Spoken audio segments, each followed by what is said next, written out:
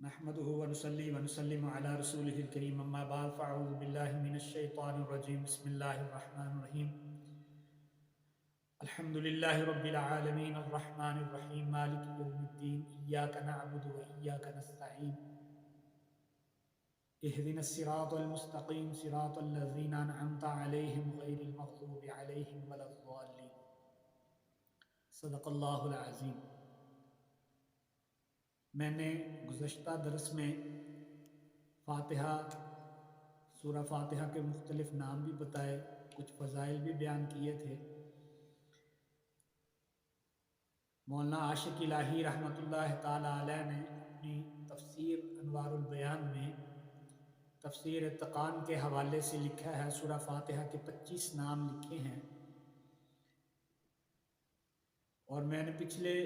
درس میں بتایا تھا کہ تعویذ وغیرہ دم پہ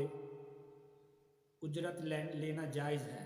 یہ رسول اللہ صلی اللہ علیہ وسلم کے اس عمل سے جو حضرت ابو سعید خدری رضی اللہ تعالیٰ عنہ کا بخاری شریف کا واقعہ ہے اس سے معلوم ہوا۔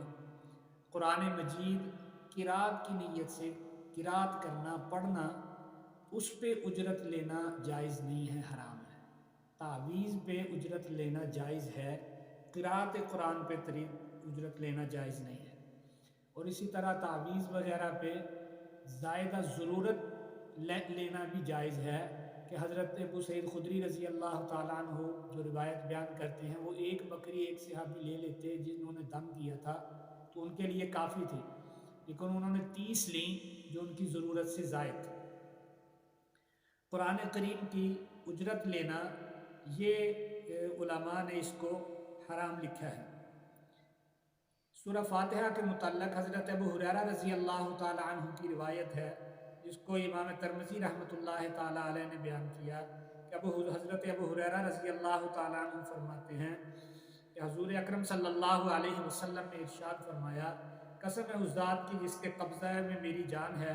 سورہ فاتحہ جیسی سورت اللہ نے نہ تو تورات میں نازل کی اور نہ انجیل اور زبور میں۔ یہ 7 آیتیں دہرائی جانے والی ہیں۔ وَلَقَدْ آتَيْنَاكَ سَبْعًا مِّنَ الْمَثَانِي وَالْقُرْآنِ الْعَظِيمِ، سورہ حجر کی آیت نمبر 87 کی طرف یہ اشارہ ہے۔ اور امام ترمذی رحمۃ اللہ تعالی علیہ نے اس حدیث کو صحیح حسن کہا ہے۔ اسی طرح حضرت امام ابو عبداللہ حاکم رحمۃ اللہ تعالی علیہ نے اپنی مستدرک میں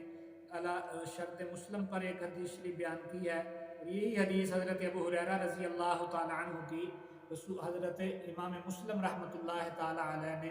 اپنی صحیح میں بیان فرمائی ہے کہ اللہ فرماتے ہیں کہ میں نے نبی اکرم صلی اللہ علیہ وسلم نے فرمایا، اللہ فرماتے ہیں میں نے نماز کو اپنے اور بندے کے درمیان نصف نصف کر لیا ہے، یعنی تقسیم کیا ہے۔ جب بندہ کہتا ہے الحمدللہ رب العالمین تو اللہ ارشاد فرماتے ہیں میرے بندے نے میری تعریف کی، اور جب بندہ کہتا ہے الرحمن الرحیم تو اللہ ارشاد فرماتا ہے میرے بندے نے میری ثنا بیان کی، اور جب بندہ کہتا ہے مالک یوم الدین تو اللہ ارشاد فرماتے ہیں میرے بندے نے میری بزرگی بیان کی، اور جب بندہ ایاک نعبد و ایاک نستعین کہتا ہے تو اللہ تعالیٰ ارشاد فرماتے ہیں کہ یہ حصہ میرے اور میرے بندے کے درمیان ہے، اور میرے بندے نے جو کچھ مجھ سے مانگا میں اس کو دوں گا، وہ اس کو مل گیا۔ جب بندہ کہتا ہے اہدنا الصراط المستقیم صراط الذین انعمت علیہم غیر المغضوب علیہم ولا الضالین،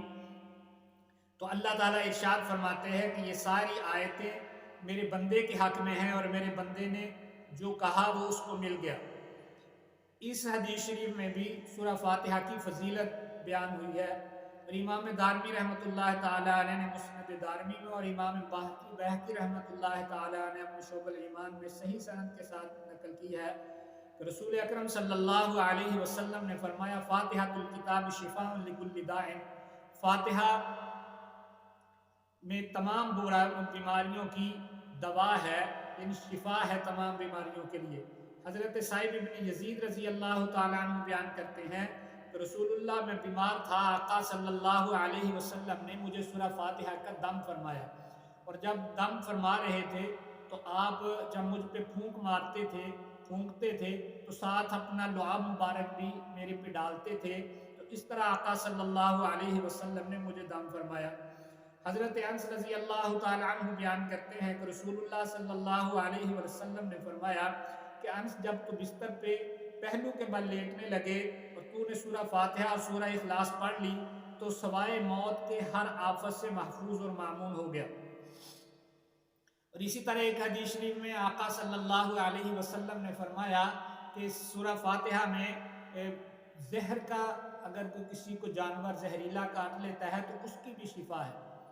ہر چیز کی شفا ہے۔ اور اسی طرح فاتحہ کے ساتھ آمین کا تعلق ہے۔ سورہ فاتحہ کے بعد آمین کہنا یہ مسنون ہے، اور اس کو مد کے ساتھ آمین کہنا بھی جائز ہے اور مقصور آمین کہنا بھی جائز ہے۔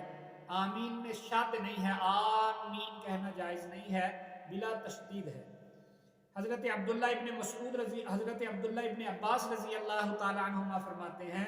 کہ آمین کا مطلب ہے استجب و اسمع، یعنی اے اللہ تو سن لے اور قبول فرما لے۔ امام بہقی رحمۃ اللہ تعالیٰ عنہ نے دلائل النبوت میں ایک روایت نقل کی ہے حضرت ابو میسرہ رضی اللہ تعالیٰ عنہ سے کہ جبریل امین تشریف لائے، جب آقا صلی اللہ علیہ وسلم کو انہوں نے فاتحہ پڑھائی تو جب آقا علیہ السلام نے وَلَضَّالِّينَ کہا تو جبریل امین نے آپ سے عرض کی کہ آپ آمین کہیں، لہٰذا آمین کہنا یہ مسنون ہے، نماز کے اندر بھی نماز کے باہر بھی۔ آقا صلی اللہ علیہ وسلم نے فرمایا جب امام وَلَضَّالِّينَ کہتا ہے تو مقتدی کو چاہیے کہ وہ بھی آمین کہے۔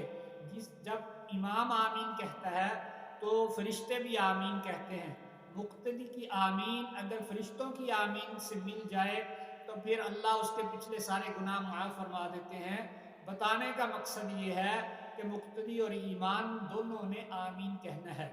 یہ بتانے کا مقصد ہے۔ آمین دعا ہے تو دعا اللہ نے سرن کہنے کا حکم فرمایا ہے تو آمین آہستہ کہنی چاہیے۔ اور آمین قرآن مجید میں نہیں ہے، آمین قرآن کا حصہ اور جز نہیں ہے، یہ آمین لکھی نہیں جاتی، اسی لیے جب سورہ فاتحہ لکھی جاتی ہے